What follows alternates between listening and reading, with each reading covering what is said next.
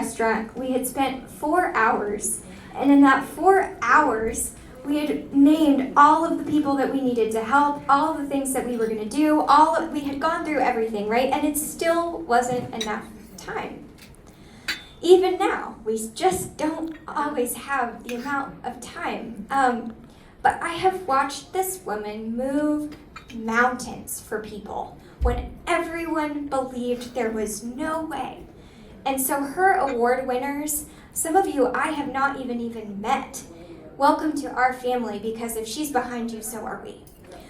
So with that, I bring up to do our last round and closing of awards, Ann Thompson-Frenk. We are awarding Dr. Irvin Laszlo in her honor. We are awarding GreenSourceTX in her honor. We are awarding Vital Signs Monitor in her honor. We are awarding Commissary is Very Necessary in her honor. And if there's anyone I forgot, please know it's not because you are not special.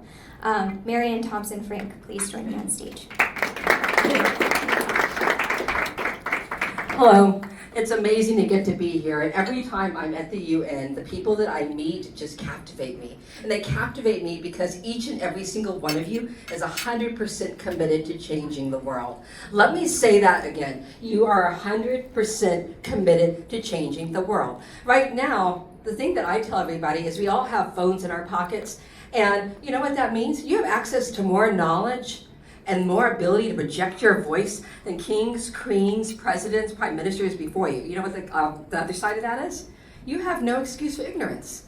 Literally, every single person in this room has zero excuse for ignorance. If you're embracing your ignorance, it's out of convenience because that's something we don't want to look at because it gets in the way of making money, it gets in the way in our social climbing, it gets in the way of our politics. But if we are serious about changing our world and uplifting it and shaping it into something that can actually exist. And when I say that, that's not exaggeration. You know, we talk about the SDGs. What are the Sustainable Development Goals? They're about sustaining our species' ability to develop, evolve happily, safely, breathing clean air, having clean water, being educated enough to make decisions into the future. And when we go into the future, people are going to be looking at this moment in time when they're going to be understanding that this is the moment that we as a species have the technology and access to information, and we either chose a path that allowed us to create an incredible future, or we chose a path that allowed us to implode. We are more interdependent and interconnected economically, environmentally, and sociologically than any other generation. So when I look into things, my husband, Joshua Raymond Frenk, and I, we developed and wrote a lot of boring papers on this, and you can look up and find books on it. We call it social acupuncture. Each one of us has a limited amount. I don't care if you're a billionaire. I don't care if you're a trillionaire. We have a limited amount of time, energy, and means. So what can you put your focus into that's going to have the biggest resonating effect? Like when you toss a stone into a pond. What will allow you to have the greatest impact, the biggest circles going out?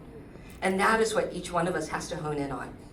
And in looking out and strategizing how we would identify that, we started realizing there were some very key things. Within the Memnosyne Institute, my husband Joshua and I, we've been able to negotiate the first treaty in 300 years between the Navajo nations. Our team has created GreenSourceTX, which has helped bring $55 million worth of food to places that need it, throughout the United States and going into landfills, and we're expanding now into Europe. Right now, our chapter in Japan is actually expanded to become our Asia chapter and is starting the beginnings of reconciliation with South Korea and Japan.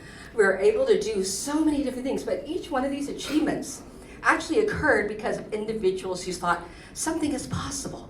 And one of the things that's really, really motivated me is as we start going around and we start traveling, people say, the main thing you're helping us see is that we are interconnected, that we can't just create an answer in a silo.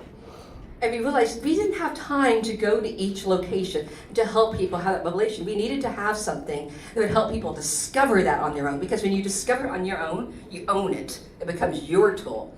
And that's why we started really envisioning, how could we do this? And one of our particular mentors, who sadly passed away, his name was Edward Beck. Some of you may know of him, some of you not, but he was the person that de Klerk asked to come into South Africa when he went to get rid of apartheid because he knew it wasn't the face that should be doing it. And he went in with Don, and Don's job was to act like the world's biggest bigot. use a stronger word than that. He went in, he pretended to be the worst person, interviewed 12 different people that were in jail, and because he was trying to see who could hold their temper, who could control themselves despite this coming at them. And then they had to go in and say, who's from Royal Zulu bloodline, who's this, who's that. They had to go look at all these qualifications. And finally they identified Nelson Mandela. He ended up working with Nelson Mandela, and they came up with the means to overthrow apartheid. And in order to do that, they had what they called spiral dynamics, based on the work of Clara W. Graves. Fast forward several years into the future, Ross Perot asked Don Beck to come in and say, how did you do that? And they were able to look like we have scrolling data that you now see on the stock market. Well, they were looking at how could we get scrolling data on the environment, on demographics, and all the things. It's like the way the body has vital signs. Well, so does individual societies. But it's what I call Polaroid snapshots. So it's like data from 1967, data from 1955, data from 1987. The problem was they didn't have scrolling data on all these components that we think of as sustainable development goals. Now we are beginning to have it. I give a lot of credit to Adolfo Yuzu-Audrey, who made data, he was heading up getting Mexico to comply with the SDG goals, credit for making it public. But the problem is that in Mexico, just like many other countries, they are only now beginning to collect really pertinent data on some of these SDG goals. People always collected it on the way money moved, but they didn't collect it on the way the environment was being affected, on access to water and access to education. So what we realize now is that we had to create an AI that would be able to start doing that process. And it's the proverbial planting a tree for the next generation to sit under. Well, Don Beck kept thinking about it, and eventually people started using it to project terrorism and bioterrorism in Singapore and Egypt. But it just wasn't enough. He's like, we gotta have something that shows all of the human body, not just the worst aspects of ourselves. Humanity is so much more. Well, he was invited by the Nobel Peace Prize Committee to go up to Norway, and he used what he did, and he predicted, unfortunately, or fortunately, how you look at it, the shooting that occurred in Norway. They were stunned that it was that accurate. But it was all in his head, and we went, God, by now he was getting to be about 87 years old. We're gonna lose this genius. We have to find a way to captivate. He said, let's create an AI. We said, who could have the means to do that? Because usually someone that is a brilliant genius with sociological, psychological factors is not a brilliant genius with engineering. That takes a singular, unique mind that has both understandings. Well, one day, Don called me up and said, I have found him. This young man, Thomas Q. Johns, is both the genius with the sociological and psychological stuff and with the computer engineering, and he can make this happen. Now, I've never said that clearly, but that's exactly in front of him. That is exactly what Dr. Don Beck said. And that was Thomas Q. Johns, who began working on the Vital Signs Monitor before COVID hit. It is now at a place where we're beginning to work, and thanks to Ambassador Stan Smith, we'll be collaborating with bringing this forward, trying to help individual countries assess themselves, the vital signs of their communities, and see how can they meet the SDG goals, to see past all the rhetoric and the politics. Because what we said, we need to have something that has, the way when you get a cell phone, you don't have to read the whole manual. We need to have natural, intuitive design so people can access this. As I said, I want a kindergarten teacher who's able, brilliant, and elected to city council can use it. We now have that in process, and we're looking very much forward to collaborating with Logictry, who also has their own version of an AI, and combining those two things to hopefully help the United Nations, thanks to Ambassador Stan Smith. But all of this would not be possible if it was not for Thomas Q. Johns, who's put so much time, effort, intelligence, and commitment to spending hours and hours, days and days, sleeping on the couch. I'd come into the office and he was there. Sometimes he spent the night there working and continues to work. So thank you, Thomas Q. Johns, for the work that you do.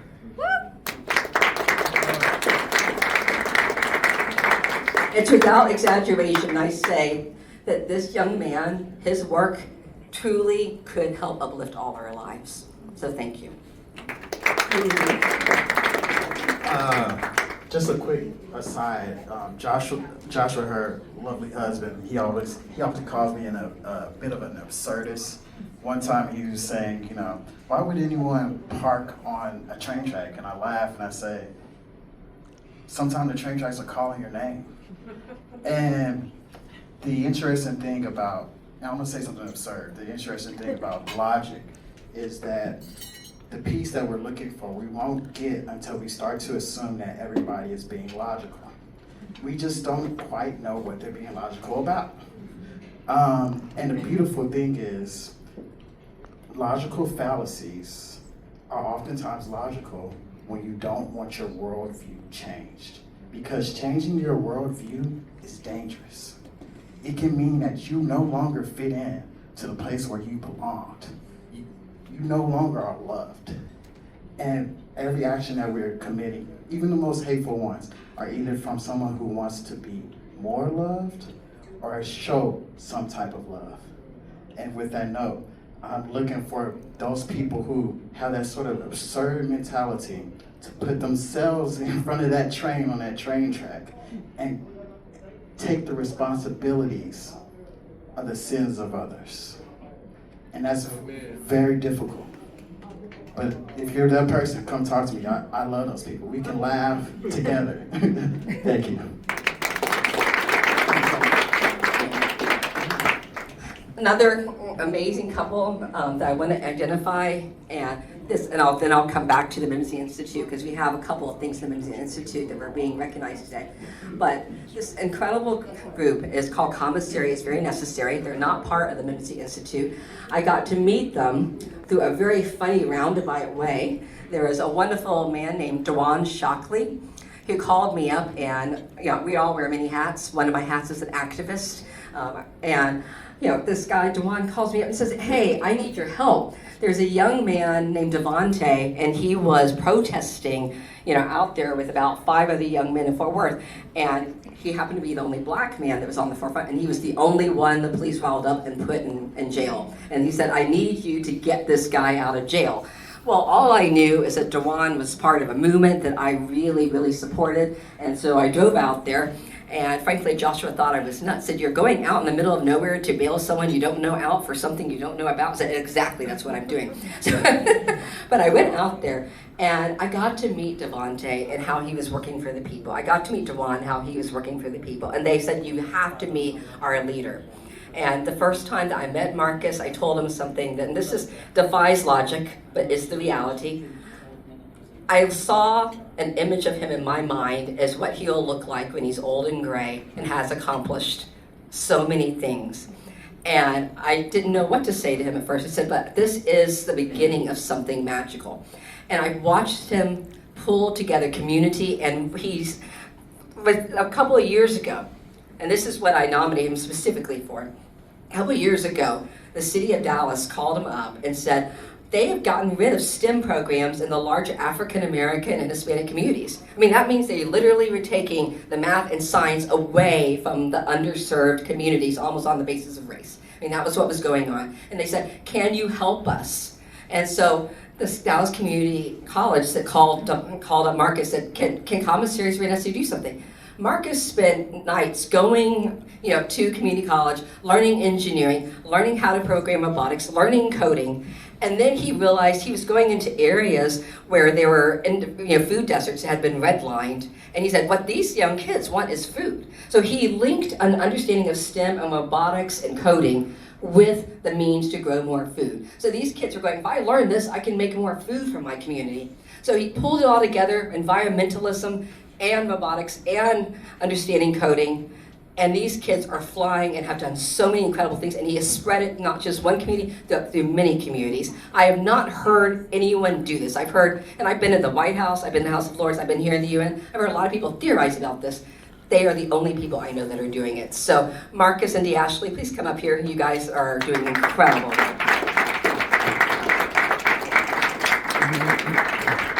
Thank you. How y'all doing? One thing I want to say, this is God's plan, and when I say plan, I mean logic. This is God's logic. I was real nervous yesterday about coming up here and speaking, because I said, man, I'm probably going to cry. But when other people came up here and cried, and they had family members who passed, it gave a lot of logic to myself. Yesterday, while I was on the plane, my nephew, who was a freshman at OU, he died in a car crash. So I really didn't know what I was going to say today, but I want to do this in honor of Larry Berderman, known as Duck, a beautiful young man. I'm founding president of Commissary. It's very necessary. We started in 2019. I kind of call us a COVID organization or a pre-COVID organization. We have a summer program called the Nature STEM Learning Academy, and STEAM stands for Science, Technology, Engineering, Agriculture, and Math. And so we put all those things together. And we also teach logic in this class based on mathematics. So I just thought like this was just meant to be, and it was God's logic to have me here, because I could have been at home when my nephew died, and chaos is emotions, and emotions is chaos, and through chaos is birth order, and through emotions is birth logic.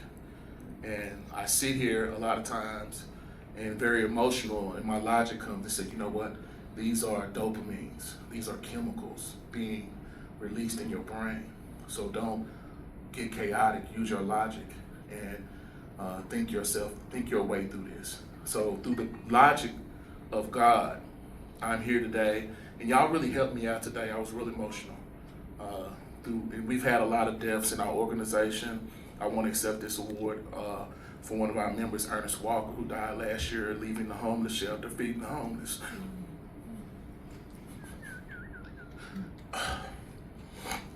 And to Obawale, our master gardener who taught one of our classes for the Nature STEAM Learning Academy. He died the day before Christmas. And so he also played the drums at our wedding. But logic is very important. It's very understanding. It brings order to chaos. It brings order to emotions.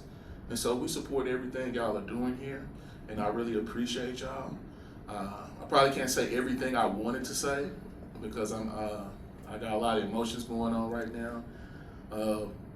But I appreciate Ann Thompson-Frenk, the Memnosyne Institute, for everything they've done for Commissary. It's very necessary. We do health fairs, we do food drives, we do mental health fairs also. We also do free grant writing classes, and we implement everything with our Nature STEAM Learning Academy except the free grant writing classes. And so our kids during the program, we do health fairs. We have them feed the community. We partner with the North Texas Food Bank. Anything that we do as a nonprofit, we have our kids do it too. We also teach robotics, engineering, because it's a pre-engineering program. We also mix agriculture in there with hydroponics and with farming outside. It's been very successful because I have dreams and I'm a visionary and I always follow my dreams and they come true. And so I seen a vision of the future, and I knew that kids were going to have to know how to program and code and build robots. But I also knew they were going to have to eat. And the way the world is going, I don't know. So I said, well, let me mix the hydroponics in. And so they can know how to grow their own food indoors. Because that's how we feel like it's heading. And it's a very great and successful thing we've done. We have a lot of kids that work for Microsoft and Tesla and different things now. And we know they have the heart for environmentalism. They have the heart for human rights and civil rights, things that we fight for. And I don't want to take too long. I just appreciate y'all. If y'all want to check out Commissary, it's very necessary. You can go to civn.org. You can check us out on Twitter, Instagram. We would love to partner with everybody in this room, whether you have curriculum or anything that we can use toward our Nature STEAM Learning Academy. Our kids come from every side of town. We have poor kids, rich kids, Indian kids. We have kids that come away from Mexico just for the summer program and then go back home. And so any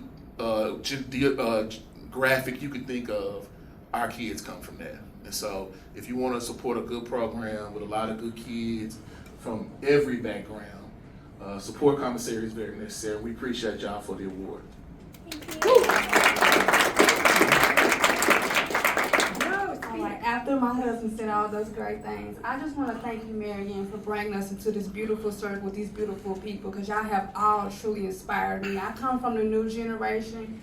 I was born in '91, but we are in contact with the children and I'm always telling them how important it is, and I'm motivating them and keeping them encouraged, because no one thinks of these children's mental health and what they're going through, and I think of their futures, and everyone in this room is thinking of their futures, and I want to thank y'all for thinking of our grandchildren and what the world's going to be for them. So thank you for having me in this circle. I love you all. Thank you so much.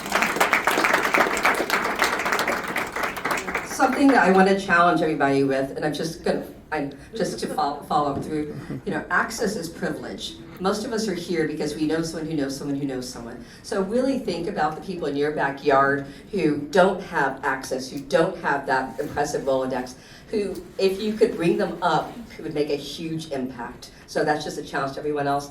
I also want to acknowledge, and we'll be putting this online with their own acknowledgments and gratitude, in honor of Phillip Shinoda, Wendel Withrow, and Julie Brichal, who run GreenSourceTX, which is now serving throughout the entire state of Texas, a region larger than France, which is linking together environmental actors from every demographic you can think of. I know we're in a hurry, so I'm rushing through that, but they're very grateful and sorry they couldn't be here to accept their award. And also, in speaking on behalf of my husband, Raymond Frenk, who shares the award with me today, we're deeply touched, and I really want to say thank you to Chelsea and to Chris, because I'm usually the person on stage, because I don't mind doing that. My husband likes to be behind the stage, but he is 50% of everything that we do, and too often people only look at the person that doesn't mind making a fool of themselves, like me, and they don't pay attention to the quiet person who is just as equally responsible for making these impacts. So really honor my husband, Raymond Frenk, and thank you, Chelsea, and thank you, Chris, for bringing together Logic